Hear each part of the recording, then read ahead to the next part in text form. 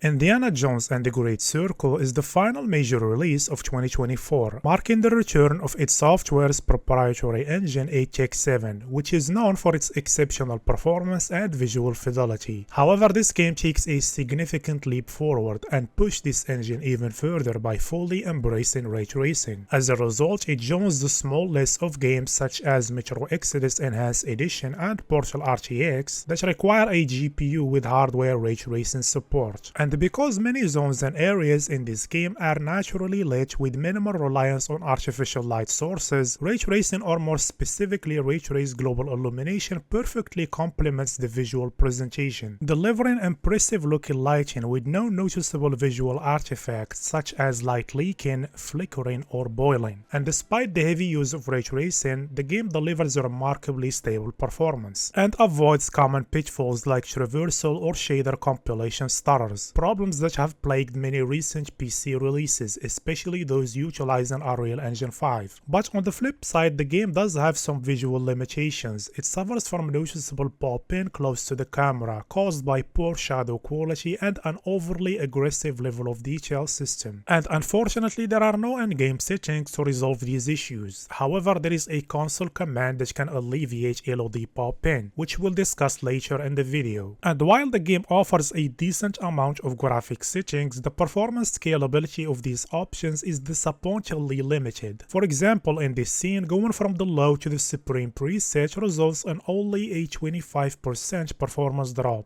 a relatively small margin, making optimization through settings adjustments less feasible for significant performance gains. And because of this limitation, this video will take a slightly different approach. As always, I'll still show you how each setting affects both visuals and performance. However, instead of focusing on optimized settings to improve raw performance, I'll share with you tips and tweaks to make the game more stable and enhance your overall experience, especially if you are using a GPU with a limited amount of VRAM. Speaking of VRAM, let's start with the most crucial setting in the game, texture pool size. This setting is especially important if you are using a GPU with 8GB of VRAM. Here we can see that even with low texture pool size, the game allocates nearly 8GB. And in some scenes like this one, switching to medium texture pool size significantly impacts performance, even with quality DLSS at 1440p. So if you have an 8GB GPU, keep the texture pool size at low to maintain stable performance and avoid VRAM related slowdowns.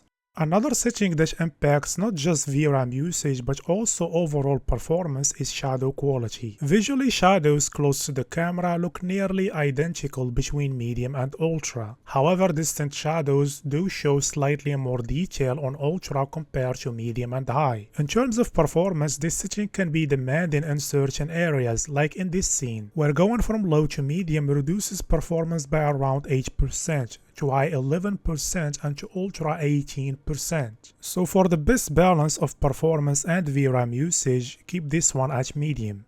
Global illumination is another one in the list of settings to keep an eye on, as it impacts both VRAM usage and performance, much like shadow quality. First, let's take a look at the visual impact. Here we can see how this setting primarily affects the accuracy of global illumination and determines how many objects are included in the RTGI process. Higher options improve the quality of ambient shading, making the scene look less glowy and flat and adding more depth and realism to the light. But as I said, this improvement comes at a cost of both VRAM and performance, because here in this scene, going from low to medium costs around 8% and to high around 14%. So similar to shadow quality, keeping this setting at medium strikes the best balance between visual quality, VRAM usage, and performance. And the last crucial setting to consider is hair quality. This one primarily affects VRAM usage, despite the fact that visually there is no noticeable difference between low, medium, and high. And because of this VRAM impact, increasing this setting can lead to performance degradation and disrupts the stability in certain scenes, like here for example. So if you are using an 8GB GPU, it's best to keep this setting at low. After this, most other settings don't have a significant impact on performance, like decal rendering distance, which determines the time it takes for distant decals such as these bullet holes to fade away, and performance-wise there is no noticeable difference between low and ultra. Or reflection quality, which controls the accuracy of screen space reflections on glossy surfaces like here, and it also affects cube map reflections, which are applied to some transparent surfaces. And as you can see here, there is no significant performance impact even when going from low to ultra. And the same can be said for water quality, which controls various aspects of water rendering. This includes screen space reflections, which are completely disabled when using low, and caustic effects, which are only visible on high and ultra as you can see here, as well as ripples, which are absent on low and medium. And performance-wise, much like the previous setting, water quality has a negligible impact. Volumetrics Quality is another setting that doesn't significantly affect performance. Visually, volumetric effects are more defined and detailed on medium compared to low, but the performance impact is minimal as you can see here. Texture anisotropic filtering is of course part of this list of less demanding settings, because in this game as in many others, this setting has a negligible performance impact while its visual impact is significant. And the last setting in this list is Vegetation Animation Quality, which determines how many types of vegetation are animated. And even in dense forest areas, it doesn't seem to impact performance significantly. So for this group of settings, which includes decals, reflections, water, volumetrics, texture filtering, and vegetation animation, I recommend leaving them at their highest quality, as the performance gain from lowering these settings is not worth the noticeable loss in visual fidelity.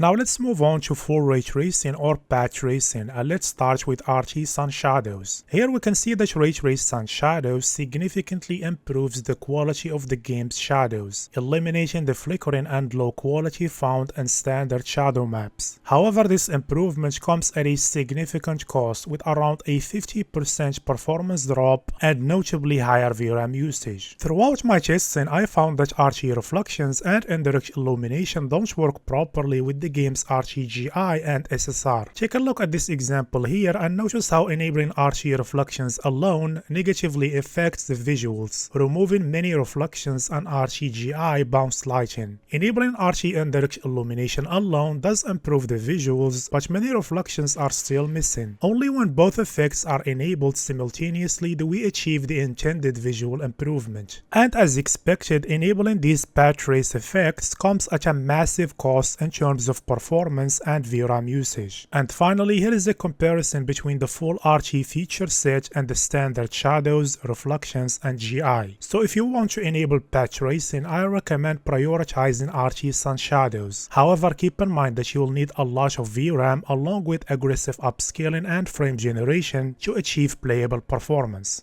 So let's move on to upscaling and frame generation. In terms of upscaling, the game currently only includes DLSS with no option for FSR or XeSS, which is unfortunate. And the DLSS implementation in this game is not without its issues. In many scenes like this one, DLSS exhibits noticeable visual artifacts, such as flickering black dots, which are noticeable even when using native DLAA. And while both DLSS and DLAA appear sharper than the game's TAA and retain more details, they also introduce a significant amount of shimmering, which is unexpected from DLSS. Moving on to frame generation. In areas with a lot of NPCs, I found that the game can become CPU limited, and when this happens, the frame time graph becomes erratic as you can see here. The only effective solution I found to address this issue is enabling frame generation, which stabilizes the frame time graph and improves overall smoothness. However, this comes at a cost of increased input lag, which might be noticeable if you are sensitive to it, as well as higher VRAM usage. And speaking of VRAM usage, I found that using the Supreme Texture Pool Size and frame generation with the 12GB RTX 4070 Super at 1440p can lead to massive performance drops and stability issues. So before enabling frame generation, make sure you have enough VRAM headroom to avoid these problems. Finally, let's take a look at some personal preference settings and few console commands. Let's start with field of view. In this scene, increasing the FOV slightly improves performance, but not by a significant margin as you can see here. Next we have depth of field, and this setting seems to be broken at the moment as depth of field remains enabled regardless of the option selected. And there is a separate setting for depth of field anti-aliasing, and this one works as intended as you can see here without significantly impacting performance, so I recommend keeping it enabled. Now, similar to previous 8-check games, in Indiana Jones the console is unlocked by default and can be opened by pressing the tilde key on the keyboard. Once the console is open, typing this line displays a list of all available commands along with descriptions of what each one does. However, we are particularly interested in RLOD scale, which can help address the game's poor level of detail. And as you can see here, setting RLOD scale to values like 3 or 5 significantly reduces LOD pop-in, and at least in this scene it doesn't seem to have a noticeable impact on performance. And if you are not a fan of temporal anti-aliasing and prefer a sharper looking image, you can use the command R anti-aliasing and set it to 0, which will completely disable temporal anti-aliasing.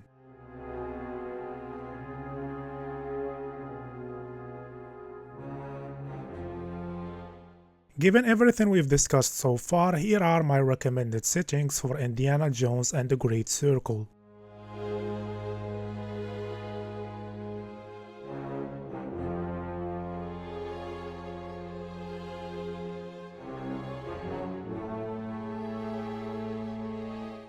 As I mentioned earlier, there is a small margin between the low and the supreme preset, and these optimized settings will not significantly improve the game's raw performance. Here in this scene, we can see a nice improvement, around 14% when using optimized settings. But in this VRAM hungry game, the key to keep the performance stable and higher is effectively managing VRAM usage. Because if we move to the next scene, we can clearly see how crucial it is to keep the VRAM usage lower for overall performance and stability.